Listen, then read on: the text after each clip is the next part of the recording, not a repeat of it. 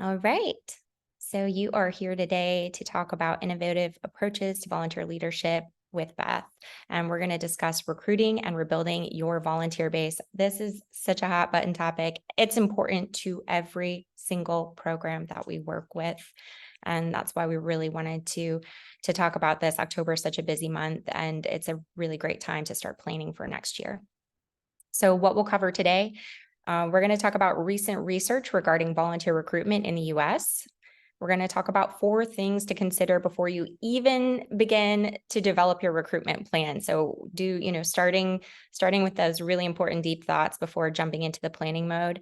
Beth's got some great info on that. Plus, we're going to share some practical tips and tactics to adapt and enhance your recruitment efforts. And make sure that you stay to the end. We're going to talk about leveraging volunteer personas. This is really important, establishing recruitment goals and tools and processes that actually help you achieve what it is you need to in your recruitment plan. So let's go ahead and get into this, Elizabeth. Tell us a little bit more, and then we'll hear a little bit from Beth. Yeah, I always love, having a definition to ground us. So Beth presented this over our way. Volunteer recruitment is more than simply inspiring people to engage with your organization.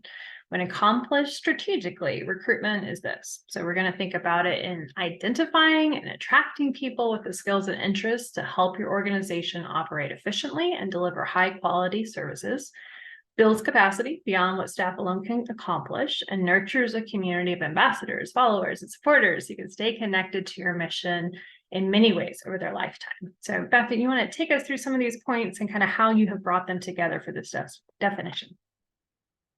Sure, thank you. And thank you as well to everyone at Galaxy Digital, Get Connected by Galaxy Digital, for having me here today. It's interesting. Recruitment has a lot of connotations to it. It often, when people hear recruitment, they think about looking only externally to find warm bodies, to fill some, set of open slots where success is measured simply by numbers. And when we really think about recruitment more broadly as cultivation, which is a term we've borrowed intentionally from fund development, it really evokes something much richer that's about building relationships and nurturing a relationship between individuals, but also between individuals and your mission. And in that sense, yes, it still incorporates the idea of identifying and attracting people who have the right skills or the potential to gain those skills to serve in the capacities that you need. It's about placing them in the right positions that are mission driven and will, as noted here, build capacity beyond what staff alone can accomplish. It's also about tapping into current volunteers for more, or tapping into one-time volunteers and trying to move them from one-time to more ongoing. Ultimately, it's also about recognizing that this is about, as I started with, building a relationship with your mission. And so people today may be a volunteer over the summer and then be supporter of your organization financially or otherwise during other months of the year. And that's all part of recruitment in a really broad. Yeah, I think the word that jumps out on this page to me, Beth, is nurture, because we talk about retention and that's a goal. But retention isn't something you do, it's kind of the result. And that it just struck me today as we read it again, like nurtures a community. When you think of a nurturing environment, nurturing a plant, it's constant attention. And I love that you chose that word. Yeah, if I can just, that's why I also like to use the word cultivation when I talk about recruitment, because when we talk about fund development, or those who talk about it, when they talk about it, they never say we recruit donors and then you check them off a list and we're done. It's we cultivate donors, and then it's about continuing to build that relationship, to nurture that relationship. Yeah, absolutely. Beth, I'm really excited. I would love for you to share just a little bit about yourself, your background, and how you landed here. How did you start doing this work? Just so that everyone knows a little bit about your experience. Thanks. Well, as Court mentioned, I'm a consultant as president of V2 Volunteer Strategies. We're based here in Denver, Colorado, but we work throughout North America, well, the US and Canada. focusing on helping organizations tap into volunteers as a real strategy, not just as a program, but as a strategy for mission fulfillment. And this is not something that I, went to college and said, this is what I want to do. But looking back, it really is an interesting pathway that makes a lot of sense in retrospect. So I started my career as an anthropologist and working in museums and really focusing on bringing voice to exhibits and to interpretation, bringing voice of First Peoples, Native Peoples, all sorts of different community members into museum education, but ended up working for many years at a museum with one of the largest volunteer programs, volunteer strategies in the country, and engaged volunteers in everything that we did. Of course, even before we had terms like skills-based volunteering, et cetera. And so as I began to sift towards this work in consulting over paths that I don't need to give in detail here, but it became a very natural shift because I really believe that volunteers have an important voice in organizational operations and effectiveness if they represent the community. And I love the culture shift piece. That's still how I keep my anthropology up, is that it takes attention to organizational culture to do this well. So thanks for asking. Yeah, absolutely, Beth. So let's dive into more about recruiting and rebuilding our volunteer base. Talk to us a little bit about some of the challenges that volunteer leaders have been facing. What's going on? Tell us what's happening with volunteer recruitment right now. Well, if you are on this call, it may be because you're interested in learning more about recruitment or improving or seeing how you're stacking up. And I'll say, first and foremost, you're not alone. Not just because we have hundreds of people on this call and hundreds of others who will be watching it in recording, but because recent research really has identified recruitment as the #1 challenge that organizations are facing. Research, and AK, I think, is going to be sharing some of these links in the chat. Research by Volunteer Pro, their annual volunteer management report, identified that when asked in an open-ended question, volunteer managers around the world, when they were asked, what's your #1 problem? Recruitment was far and away the #1 problem as identified in the 2023 report that was released in January. And additionally, in some other groundbreaking research, the first ever comprehensive survey of both nonprofit leaders and funders, funded by the Initiative for Strategic Volunteer Engagement and implemented by the Do-Good Institute, and Dr. Sue Carter-Kale added to it as well. This survey identified that among nonprofit leaders, recruitment is a major challenge. And in fact, some of the other data points in there are that nearly 70%, not only are leaders saying recruitment is hard, but nearly 70% of nonprofits are engaging fewer volunteers than normal in 2022. Now, I want to be really clear. I am not a proponent of the view that more is better just for the sake of more. So some organizations have made very intentional decisions to right-size their volunteer force and are purposefully and very successfully engaging fewer volunteers. But that's not the case for everyone, because the volunteer rate has dropped significantly. And volunteer motivations are shifting. And so recruitment is hard. And you map that data around, people would say it's a challenge, to the fact that volunteer motivations and preferences have shifted, flexibility, which was 2020 was not the first time volunteers asked for flexibility.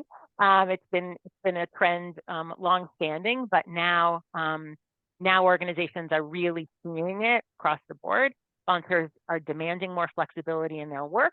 And so even though it feels like, for many, the pandemic is behind us and we can just go back to what things were, we can't. Times have changed, and we need to change as well.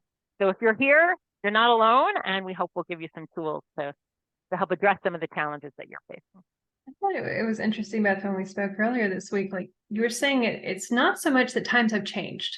It's more that you have seen an acceleration. So I think that's a really interesting point for us here to bring back, to tell others. It's not so much that we're like, what is this? This has never happened before. I'd love to hear a little bit more, and I know you'll be bringing that our way, but it's accelerating things we were already seeing, and now it's just there in our faces because it got there so much faster than probably without 2020, it would have gotten to this point. And I appreciate that, Elizabeth. Maybe we need to think about changing the phrase that we've put on the slide here from times have changed to times continue to change. Right? It's going to change. It's just they're doing it a lot more quickly. I mean, as an example, virtual volunteering is not new. Virtual volunteering has been around for generations. Even before the internet, when I worked in museums, I had volunteers who worked remotely, who were virtual volunteers, and we emailed things, or even before email, fax things to each other. How old? But in any case, but the fact is, in 2020, spring of 2020, those who hadn't yet embraced virtual volunteering, potentially because their staff, and this is something I heard very often, the staff didn't trust that they could rely on volunteers who were working remotely. Well, that argument really dissipated when we're working remotely. And everyone was proving that they could be reliable and productive. So there was an acceleration because prior barriers to certain things began to crumble. So lots of trends accelerated because of events in 2020. Virtual volunteering, really thinking about how to incorporate flexibility into your role. Connecting with informal volunteers. There are a lot of different trends that were not new, but became much more the norm starting in 2020. And so it would be a mistake, in my view, to say, well, great, let's just go back and do everything now in person, as an example. Thank you for sharing that. I appreciate the perspective. So let's talk about, if we do this well, like what does it look like? I know you've got a case study to share a little bit more about how one organization in Orange County met these common challenges. So I'll give you a little space to share about that. Thanks. So it was interesting in early 2023, when we were first developing some of these new strategies, and I was on another call, someone in the chat, and I talked about how I was sharing some of the research points that I just highlighted, how recruitment is so challenging. And someone in the chat, a woman named Tara Dempster from CASA Orange County, messaged and said, we're really doing some neat things. And I said, great, I want to hear about it. And I reached out to her. So be careful what you wish for in the chat today. I might be knocking on your door, proverbially speaking. And I was really intrigued that Tara was saying that she was successful because as a representative for a CASA court-appointed special advocate, and I was thrilled to see, I saw at least one representing a CASA here, Kimberly, welcome, and welcome any of your other colleagues from CASAs across the country. The reason it was so intriguing to me is that the role that is core to CASA work, being an advocate, poses many of the biggest challenges to volunteer recruitment today. The commitment is an intense one, both in terms of training, more than 34 hours of required training are needed, and they also require a long-term commitment so that every advocate can see a case through for the children that they are helping. And due to the huge need for advocates, many CASAs, Orange County included, needed to recruit high volume. So they needed to recruit a lot of people, and to recruit them when it took a lot of training and a big commitment, which kind of, flies in the face of all the other things that we talk about of short term. So I was really interested in their work, and Tara walked me through some of her strategies. First, she really took the opportunity to network, getting on calls like this. She was like many of you, a new volunteer coordinator. She had never had that role before in 2021. She had been a volunteer advocate. This was her first volunteer engagement professional role. So she was taking trainings and networking with other CASA volunteer coordinators and other professionals. Second, she really adjusted a lot of her protocols. So in order to become a CASA in California, and in most cases across other states, you have to complete 34 hours of training. The interview wasn't happening until after training. And through her advocacy, they shifted that to before training. And I'll share a lot of the details, but the main effect was they were able to say, you won't be fully placed until you successfully complete your training. We're going to start building a relationship with you and get to know you before you're just a faceless person in the crowd of a 34 hours of virtual and in-person training. So they do make sure that staff doesn't feel compelled to accept someone just because the alternative is staff were feeling compelled to accept anyone who completed the training because they weren't doing the interviews till after that. So they adjusted protocols and they viewed that as a piece of their recruitment. They also invested in a lot of new processes to create community, recognizing that the experience of being a male CASA volunteer was very different from the vast majority of CASAs who are female. They piloted affinity groups for male advocates. They provided support and invested in events where they encouraged male CASAs to bring a friend. And that was something they'd never invested in before. And it has proven to be really successful in upping the numbers of male advocates.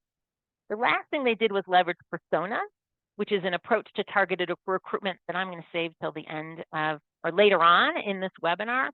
Basically, they have really been successfully beating the odds. And I'll circle back to some of their things, but it was really exciting to see how they thought differently, were willing to not do things the way they've always done them, and invest time and, yes, even money. Excellent. So basically, what happens if we're able to do all these things? You know, that's what I always want to know, is before I dive into going through what sounds like kind of a deep process, I really want to know, you know, what is it that we're hoping to see? What are the outcomes that we're hoping to expect from diving into some of these examples, you know, of these alternative strategies that organizations like CASA and others have used? And it seems like it's very tailored, but, you know, what are the general outcomes that most organizations can expect? Well, first is you'll hopefully you'll reach not just more people, but more people who have the skills. All right. Let me start that over. I'm not sure when I pushed my mute button. Okay. You'll not just recruit or attract more people. You'll attract people who are good prospects, people who have the potential to be trained with the skills they need to be successful, people who have availability and a connection to your mission. It's great to leverage technology and post opportunities widely. Yet I like to call that the spray and pray approach, where you're casting a wide net, but it really is about when you are strategic in your recruitment, you're going to hit the most likely candidates more effectively. Ultimately, when you have better prospects, more prospects, and the right prospects, then you'll be able to build organizational capacity, which affects staff. If volunteers are engaged to build capacity beyond what staff alone can achieve, then volunteers are really helping staff with their overload. And we know from additional research and just common sense that staff are really burned out and exhausted, or they are a lot of new staff, maybe like many of you. And so having volunteers to help is really helpful. Ultimately, though, to me, it's really about delivering better or more services to clients. It's about delivering your mission. And when you have volunteers who are engaged meaningfully, then you're able to deliver on your mission by reaching more clients, by broadcasting your messages more widely, by enhancing the excellence of your program.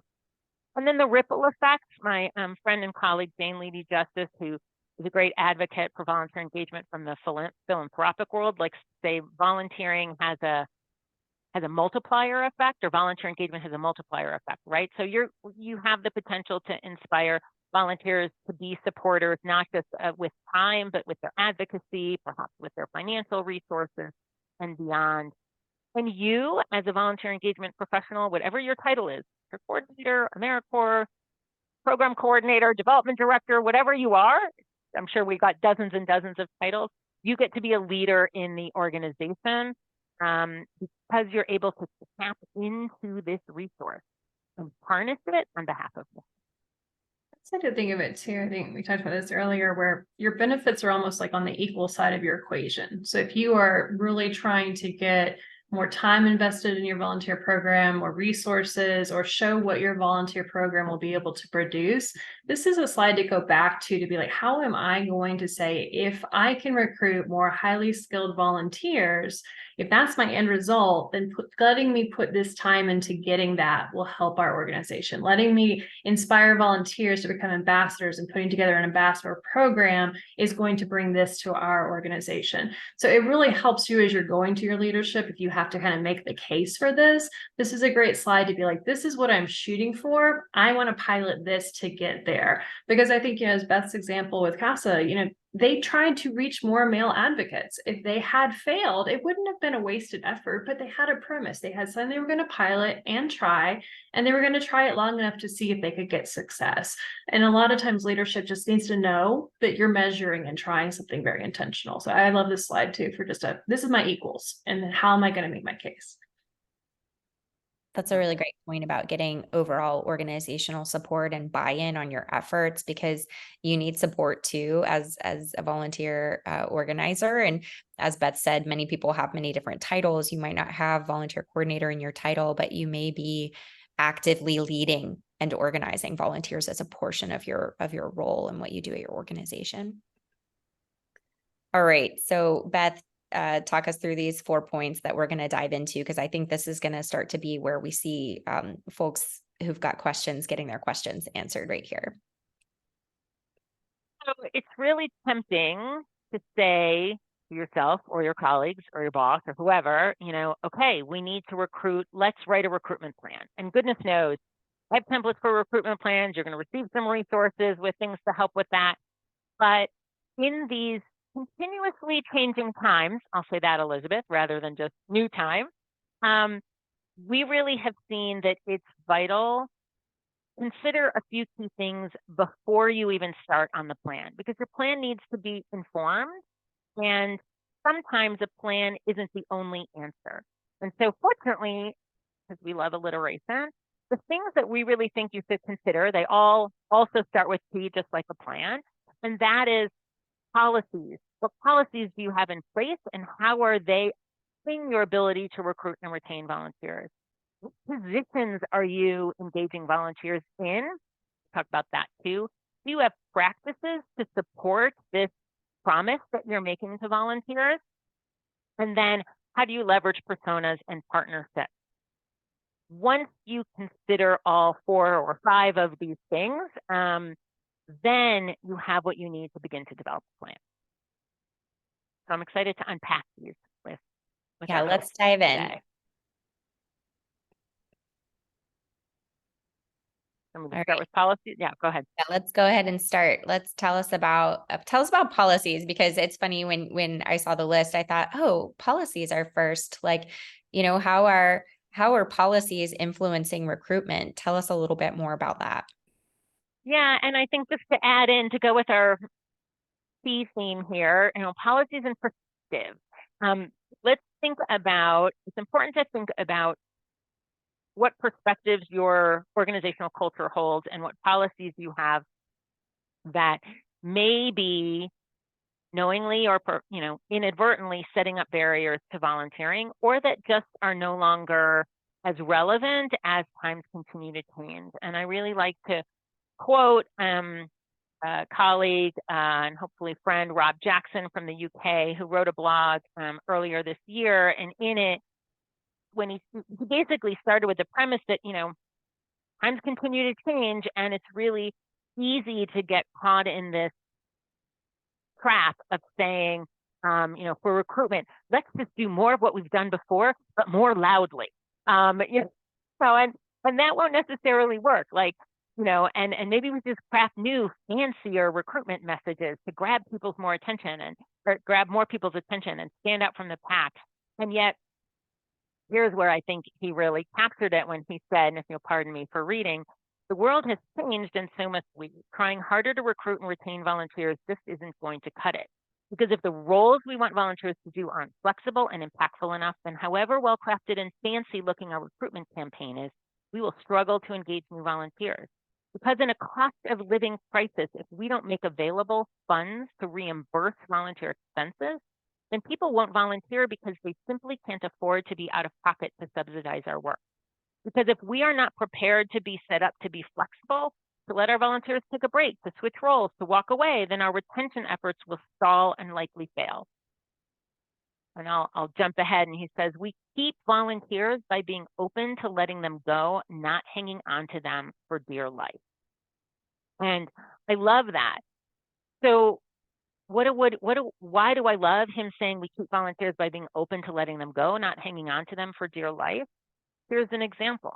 You have policies that require full year commitment in order for someone to engage. Now, maybe you're a CASA and that is real, or you're in a mentoring organization and you really do expect and need that relationship to be a full year, or do you? Could it be a 6 year? I mentor someone professionally. It's on a 6-month basis through the program that I volunteer as a mentor with, and it's really impactful. So what are the policies that you have in place? What about the expectations and the minimum training requirements, minimum commitment requirements? What about the requirement of background checks? Even organizations that are as beautifully liability and risk management focused as American National Red Cross has in recent years reevaluated where people need background checks without jeopardizing the liability or risk for any of their clients, volunteers, community members, or staff, and where do they not need them. The volunteer is always serving with a volunteer leader before going into people's homes to install smoke alarms. Do they need a background check, or only if they apply to their game and become a leader do they need a background check, thereby making it more accessible even to people who live in the communities being served by their Sound the Alarm program? What about cost of living? I'll just give this other example before we move on. There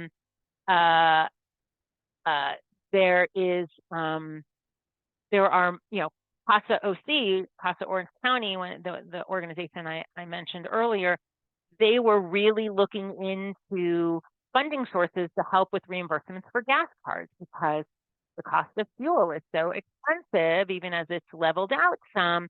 That's a big impairment to those who are driving, engaging volunteers for driving, or expect volunteers to travel to their work. So where are these reimbursements? I work with a couple museums, and downtown parking is really expensive. That's an ongoing issue. And how can you make those things more available? And I do believe that there is going to, OK is going to post the article by Rob Jackson in the chat. So you can read that. I saw that pop up. But I think it's really important to look at policies and procedure, or policies and perspectives. And maybe the first way to approach it is to ask yourself, what are the barriers to engaging with our organization? And don't just ask your current volunteers, because they've obviously found ways to overcome them. Ask your not yet volunteers. Talk to focus groups or people who started but left. What's getting in their way of staying? And it might be that there's inaccessible requirements, limited access to technology, costs that are hidden, that you could really work with. Even time. You only engage volunteers 9 to 5, Monday through Friday, then you're missing all the people who work. Is there a way to accommodate? Yeah, I love that, Beth. It really sounds like, getting creative and strategic and seeing things through, other people's perspectives, because, a lot of times we think about the cost of volunteering as being just who is at work and who isn't, but it is so much more than that, because some of these volunteers, do have to drive as a part of their volunteer work, and in a place where the gas is very high, that can be prohibitive. So there's a lot of really great sort of ways of approaching that, I think, and looking at it through their eyes as well for those policies. And before you jump to the next one, I'm going to just add one other quick note about perspective, and that is, how are you defining success? Because if success is just engaging recruiting volunteers who are going to stay for a year, who are going to fulfill some level of commitment, maybe you need to rethink that as well. Maybe your recruitment success is, again, cultivating return volunteers, or maybe it's really celebrating. At CASA OC, they had volunteers they had CASAs come who were really seeking experience as part of their education and professional development, and generally didn't stay more than 1 year. And they used to think that wasn't successful, and then they realized, gosh, this is a great thing. It's just maybe we need to kind of think about how to assign and allocate those folks so that there's not a lot of turnover in only one area of organization. So you need to advocate as leaders of volunteers for what success is, even if it means moving volunteers from one role to another, or giving them time off and hoping that they'll come back. Absolutely. I know, Elizabeth, you had some talk about some thoughts on this the other day. This is something that that we talk a lot about, as well as our people, finding success in their positions. And I know that a lot of times we'll have people who say, "Oh, well, somebody registered as a volunteer, but then they never actually signed up and for any specific opportunities." So this might be a little bit of where people are finding some of that happening. I think Beth, this is always interesting to me, where it's like beyond the one task, what's the strategy to tie their role in the position they're going to hold for that day? I think I saw in the chat, 1,200 volunteers being recruited, and it's hard for the tasks that they're doing to have the meaning that those volunteers are asking for. So I think any advice you have there on how do we do this strategically? So despite the task, or maybe the task leads to something else, how do we give it meaning that they see impact, that they know that their piece mattered, even if it didn't feel impactful that day? So great question, and I'm going to come around to it, kind of taking a long route. But anyone who I've had the privilege of speaking with before about anything having to do with volunteer roles probably knows that I like to use an image of a Venn diagram, where it really depicts to me in a powerful way what a strategic volunteer role is. And that is that if you have on one side a circle that represents what volunteers are interested in today and what any one volunteer might be available to do. But on the other side, you have a circle that represents your organizational needs and priorities. Where those two things overlap is your sweet spot for creating a strategic volunteer role. And out of respect for the fact that many organizations are trying to recruit volunteers to do things that are no longer in that sweet spot, I encourage you to assess what you're trying to attract volunteers to do and ask yourself this very scientific question, which is, would anyone in their right mind want to do what we're asking them? Or for the amount of time that they're doing it. Now, it doesn't mean you wouldn't necessarily be interested. People have different interests. But is the role strategic and meaningful? And can you, to Elizabeth's question, clearly articulate how it addresses a real organizational need? Because if it doesn't, it's busy work. So my first answer to the question is, make sure that you're willing to sunset roles that are no longer meaningful and that may be busy work, or they're just not necessary for volunteers to be doing anymore. And maybe you're just doing them because you have one or two volunteers who are happy to still do it, but it isn't really mission aligned. Next, develop a position description for every other opportunity. And in that position description, make sure that you can clearly articulate the impacts and outcomes of having that volunteer engaged. Then, again, coming around, Elizabeth, to your question, then you need to incorporate that impact into your recruitment and into your recognition, because that's the key piece. You should lead. I encourage you to lead your recruitment messaging, whether it's an online post, a conversation, an email, a LinkedIn posting, again, a conversation sitting around in your office or over Zoom. Lead with the impact that a prospective volunteer might have by engaging with you, whether that impact is, as with CASA, helping youth navigate the advocating for youth in the court system, or maybe it's even, sorting food, or it's even helping in an office and digitizing files, which might seem very busy worky. I'm going to scan and scan and scan, but I know some cities in Minnesota that piloted a digitizing project and engaged community members to scan hundreds of pages of files, which freed up space for staff and volunteers to work in, made important county or city information available to those working on building projects and others. And that became part of the recognition and ongoing motivation to keep people engaged. I think it's a part when you think about those position descriptions that just jogs that memory in my mind, Beth, that's another, you're showing the value of the volunteer, but there's another person. You need to show the value of the volunteer to your organization. And if it is a position in an org chart that you've written a description for and it's being filled for a volunteer, that is a head count. And head counts are so critical to all of the organizations we're in, because that's our most valuable asset and our most costly. So if you're able to show the value of a volunteer program and the number of positions you have filled, that is such powerful data for your leadership. But it only starts if that volunteer keeps coming back because you've, as you said, made it impactful to them. And I love, there's a comment in the chat from Paula from Red Cross, and I had the privilege of working with them when they were developing their recruitment strategy and refining their engagement strategy, talking about mission moments. And there's some great research that shows that what often transforms a newbie volunteer to a truly dedicated one is having a mission moment. And that's also part of that. I think that's good qualitative data to add to the quantitative that you were talking about, Elizabeth, head count.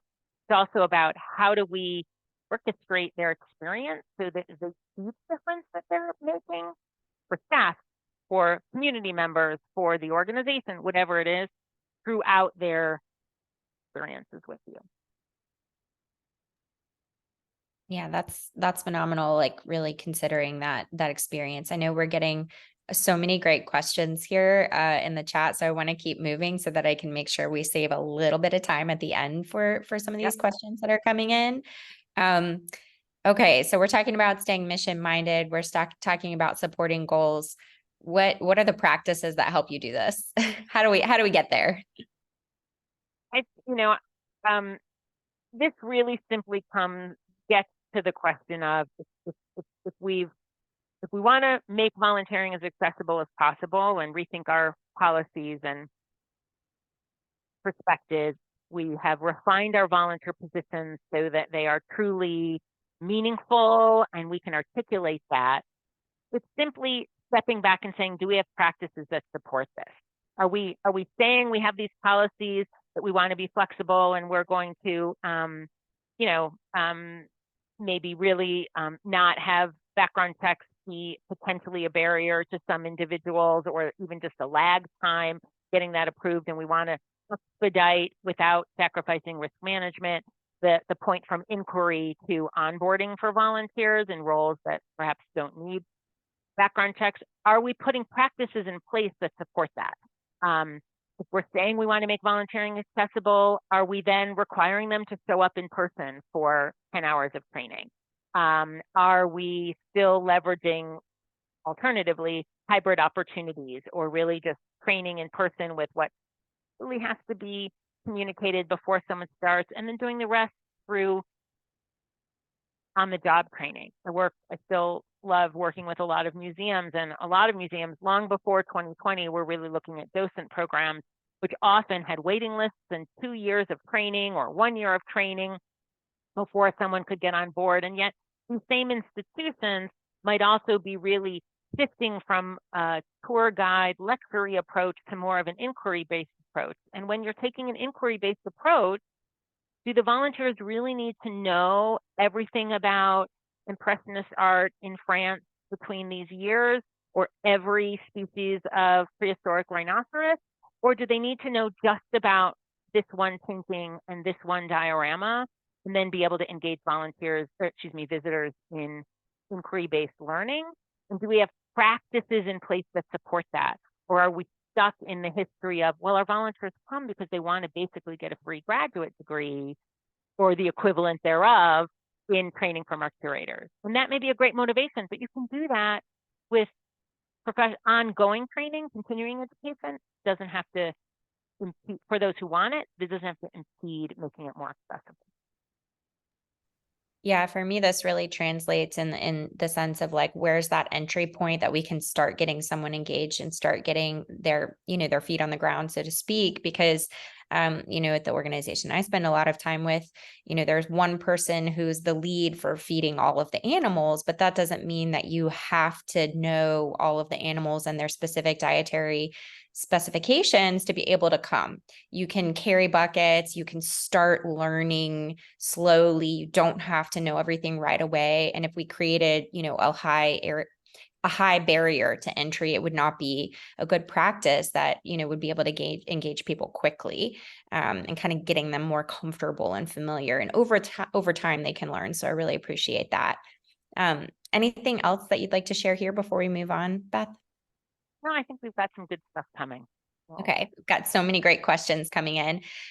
This one I think is pretty important. I know that personas is a huge part of this work. Tell us a little bit more about this. Yeah. So I had actually begun hearing about personas, though they weren't called that when we were working many years ago with Red Cross. And then in 2022, McKinsey published a really interesting article. So let me first define personas, and then I'll share this connection between McKinsey and even bring it to the work that CASA is doing and give you some tools to take it into your organization. Personas are simply groups of like-minded individuals. And they are, when we look at them in terms of volunteer recruitment, they represent distinct pools of prospective volunteers that you can target in your recruitment efforts. And in 2022, McKinsey published an article that really had to do with helping with the employment gap, that companies were using the same methods they'd always used to try and fill the labor pool for paid employment. And there was a mismatch between companies' demand for talent and the number of workers interested in supplying it. And so traditional recruitment methods weren't going to work. And I read this article and just kept saying, well, that's what's happening in the volunteer world. That's what's happening in the volunteer world. And like CASA OC and Tara Dempster and others, more and more organizations are leveraging this as a tool for recruitment. So what does that really mean? The personas that McKinsey surfaced were things like traditionalists. And this isn't just about age. This is people who have the time and are happy to, motivated by loyalty and duty and are happy to commit for a long time. But then there are the do-it-yourselfers. Yes, they have some overlap with generations as well. That's a very Gen X thing, but it's not unique to Gen X. But it's people who like to have some autonomy and flexibility. They also recognize caregivers, people who might be caring for young children or older parents or both, and require flexibility, but also might value mental health support and wellness check-ins, et cetera, et cetera. And I'm reading all this and thinking, oh my gosh, this is exactly the volunteer world. And so it was great to be able to, again, use as a case study CASA OC, which had really been delving into personas in their work. They first looked at who are our existing personas of volunteers. What already exists among our current volunteers. And they identified 3 in particular. The first was the married mothers whose children have recently flown the nest. Ironically, they named them Beth. That wasn't just a pure coincidence with me. And they have a history of volunteerism in the community and now have time to focus on their CASA role. Second are retired professionals. They named Jean, recently retired teacher, therapist, probation officer, or social worker, looking for ways to stay engaged. And then newer moms like Jenny, who stays at home with children, maybe has a part-time job, but as children are a little more self-sufficient, looking for ways to help other children. And then for each, they considered their likely age, gender, interests, and where CASA usually meets that individual, and could develop some targeted recruitment plans. They didn't stop there, and they developed aspirational personas, like the professional go-getter, Ian, who works long hours at his professional job but makes the time to commit to CASA and likes to be engaged in initiatives to support more youth. Or the community conscious, Lizbeth, who might hear the call for Latinx Spanish speakers and wants to support youth from her community, et cetera, et cetera. And there were others as well, resume builders, whom they named Caitlin. So to be able to identify these aspirational personas and prioritize them, help them generate new recruitment ideas and tactics, and then get support to test them out. So it was beyond spray and pray. It was, where are we going to post these things? Where are we going to invest in, like the meet and greets and golf events for the men, et cetera. And they were able to take that information to then ask for more resources from leadership to invest in this. So I really encourage you to think about what personas you currently have, what are your aspirational ones, and where you might be able to leverage partnerships to reach these personas effectively, and then build your recruitment efforts intentionally around those personas.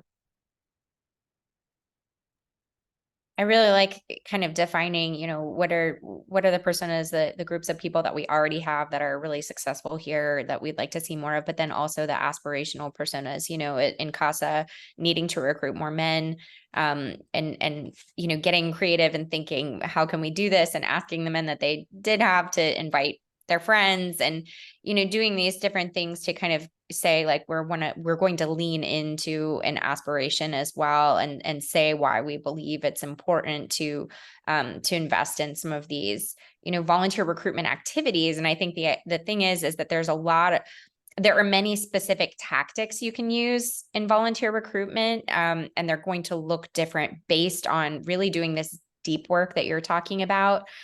So whether you choose to do a volunteer fair or go speak at a school, it has to do with these personas that you've developed. Like, what are the specific tactics come out of that?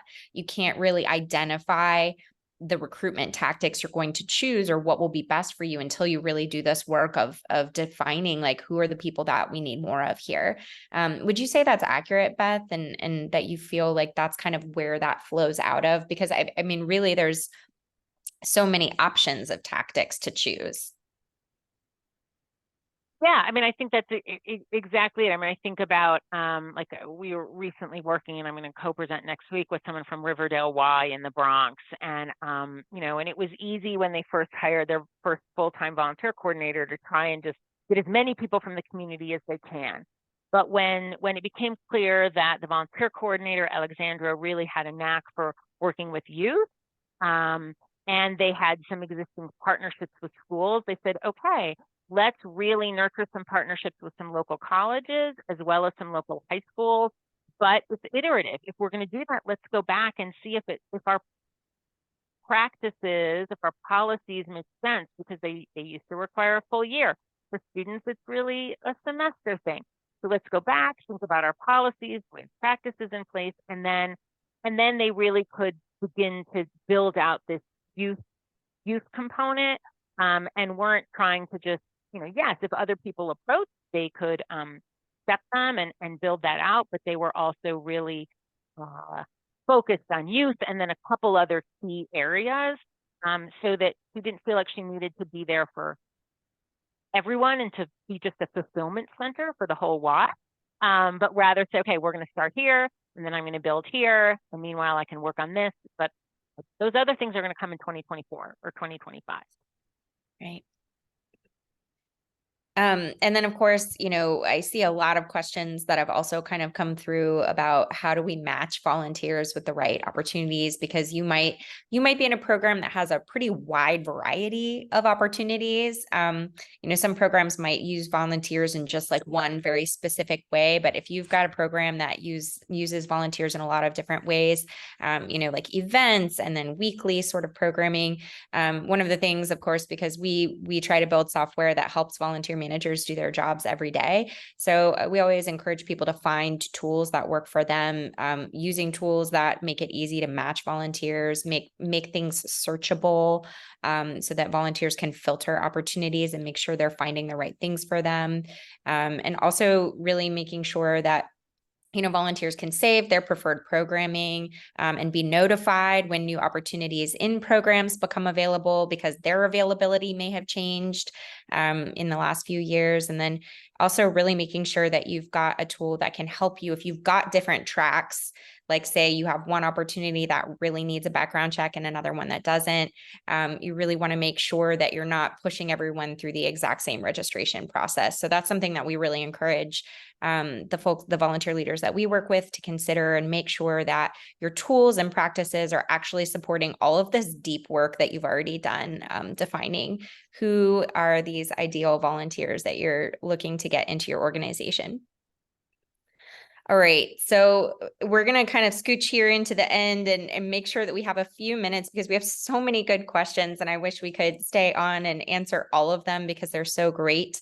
But Beth has provided us with some really great bonus take actions here. So I'll just have you go through these really quick, and just know that this is going to be coming to you in a planning guide that will be emailed to you on Monday, to help you kind of go through this process that Beth has outlined today. So Beth, I'll let you kind of go through these 4 points here. Sure. So again, I think before you determine where you're going to look elsewhere, it's important to understand who engages with you. What do you know about current volunteers? What's working for them? How they heard about serving with your organization. So audit your current volunteers, maybe with an eye to understanding their personas. Think about how you can increase access and remove any barriers that may be existing. There may not be barriers for your current volunteers, so you may need to ask around outside of your current pool. And you need to really define success. Is success keeping people in the same roles over and over again for year over year? Or is it maybe having current volunteers recruit some of their peers? What is success for you? And then make sure that you put tactics in place to drive that success. And then finally, leverage these personas and maybe identify a small handful of priority, prospective, aspirational personas. And then think about how you can kind of personalize that pitch and really prioritize where you're sharing the information to reach those personas. And then you can put it in a plan. I'll give it a little plug. Court, as you all can tell, has a lot of great marketing experience. I love taking that persona and weaving it through, because as she showed, you need a tool at the end that once the volunteer lands, you can keep working with those personas, see if certain personas are increasing, are you able to get them back? But that moment of all your marketing efforts, Court told me a long time ago, and it stuck with me. It's just right to that person. I think, Beth, you said, as CASA did, there's a Beth, there's a Caitlin, there's an Ian, and whatever you're putting out there, those fingers, have that person in your head when you're writing that message, and then make sure when it lands, it's landing on something where you're capturing it so that you can then say, okay, did I get more of the volunteers that are in this persona that I was trying to attract? Great question from someone. Can you tell? They joined that day, they made a response that day, they created an account that day. So you're constantly measuring what you're trying. I think that's a really powerful way to incorporate this through a whole plan once you've done the first piece that Beth has brought us today. Yeah. And I think, there's this thing that I always tell people, I'm like, don't write to everyone, and so if you are starting your recruitment messages with, hi, everyone, you really want to say hi to this person, hi to you, hi there. And I think that's a mindset shift. And it's a lot, I feel like, about maybe what Beth has been sharing today about getting really specific and getting really clear. And I have a lot of compassion. I feel like that's not the easiest thing to take time for, but it seems like it's worth the investment based on, I'm thinking about CASA, and I've done some work with Guardian Ad Litem as well. And it's a lot of training. It's a huge commitment. And it's not the easiest thing to recruit for. And so to really even look at those pieces and say, okay, we move the interview to the beginning before the training. That's that really slowing down for a moment and strategically thinking, how are the pieces falling into place, and are they doing it in a way that's really supporting the overall mission of the organization? I think that we've got, a couple minutes here. I want to, again, just before we close out with maybe one or two questions, just say thanks to everyone for coming. Thanks to Beth. Thanks for joining us here at Get Connected by Galaxy Digital. AK is going to drop all these links. We're going to send you follow-up resources. And I've also kind of taken note of some of the questions we might not be able to get to, so that I can try and answer those via resources in our follow-up to you. So here's a question. What do you do if you're finding that your organization's really stuck in the way it's been done in the past, but you're not able to kind of move forward and maybe recruit some of those younger generation volunteers? How do you manage the fact that some organizations might be really resistant to change because what they have done in the past used to work? And how do you sort of navigate this conversation? I want to do this deep work with the 4 Ps. Here's how we do that. How can you start to have that conversation with your leadership?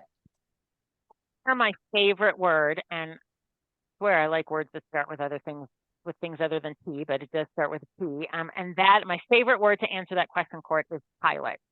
It is threatening to an organizational culture to say we're going to change the way we do things. But for those people who are more intrigued by change, for those who you may not even realize might be willing to get on board with something new, say, is there anyone interested in piloting something with me? Or I'd like to pilot these recruitment tactics to engage more youth. Is there anyone who'd like to, whose eyes light up at that and don't get glazed over? and ask them to join you in just a little pilot experiment. When you make it an opt-in, it's a much less threatening way, or it's a non-threatening way to make change and prove, and demonstrate the potential of engaging volunteers or of new recruitment tactics. So I would say try and pilot it first and get a few other early adopters in with you. And then when you have successes, you'd be surprised. You might have people looking over the cubby wall saying, how do I get some of that? Let me in on that. Yeah. I think that it's like pilot and prove, like you've got to show it that it works, because sometimes telling someone that it works doesn't always get it across, but showing that it works. So just maybe asking for a bit of space to be able to do that. And I think I'll try and get to one last question here. Strategic differences when you've got volunteers that you only need to recruit 1 to 3 times a year. And then how do you deal with the time lag in between? Or how do you deal with the time lag in between, like a long training before someone can get started? So really kind of just getting through this like time lag recruitment training opportunity sort of situation. I think it's about getting back to where we started with Elizabeth, it's about nurturing a relationship. So volunteers more and more today are interested in repeat volunteering more than ongoing. So I think the time lag between an every 4-month event is, yes, it's a challenge, but if you continue to not flood their email box, but keep in touch with them through a newsletter, through social media, through a little touch base, and then invite them, as Court said, in a personal way. Hey, hey, Maria, thank you for coming last spring. We're having a fall cleanup. We'd love to remember what difference you made. Lead with the impact in the spring. Please join us in the fall. I think that's a key piece. I think you can also leverage volunteer leaders to keep in touch with people. If you had project leads leading teams of volunteers, you can connect with them. And in terms of the training, to the lag with training, there was a comment in here about, or maybe it was from Red Cross, but early wins. I think maybe you can leverage experienced volunteers to be sharing their mission moments to get volunteers who are still in training motivated and inspired, and let them observe through a buddy system, active volunteers, if that's appropriate for your mission, to keep them excited about when they get to start as either a mentee or as a full-fledged volunteer. Well, I want to tell everyone, thank you. It's like we're right at 2:00, and I want to respect everyone's time, because we know that volunteer leaders are some of the busiest working people. And I want to thank Beth for being here with us today. I've taken note of a lot of the questions that we didn't have time to get to, and I'm going to make sure to send out some resources to you on Monday. I think some helpful ones are going to be about how to take sort of this work that Beth has shared and pairing that with a really well-written volunteer opportunity description. So I want to make sure that you get that, because I think that will also make a big difference in some of these efforts. Once you've got your persona really researched and really dialed in, I think getting a really well-written volunteer opportunity description to kind of match who you're trying to recruit, whether they need to speak multiple languages or live in specific places or have a certain availability. I think all of those things can really be answered through that deep work of the personas. And we'll also be sending out Beth's personas worksheet and recruitment planning. So very, very grateful for your time today. Big thank you to Beth for being here. And she's coming back, like you said. And she's coming back. It's going to drop the link in the chat box. We'll have Beth back on November 30th, where we'll talk about measuring and communicating volunteer impact to continue our innovative approaches to volunteer leadership series. So we're really excited about that. And again, we are Get Connected by Galaxy Digital, and we make up a network of about 50,000 nonprofits and over 2 million volunteers in North America. And we've got volunteer management solutions for every organization, program size, and budget. So reach out to us at galaxydigital.com or info@galaxydigital.com to learn more or get a demo of our software. We're just really grateful that you spent time with us today, and please look for that email coming to you on Monday from us. So thanks again, and everyone have a really beautiful rest of your day. Thank you. We'll see you soon. I'm going to get this chat downloaded for everyone as well. So thank you so much. Thank you, Beth. We'll be in touch soon. Thanks. Bye.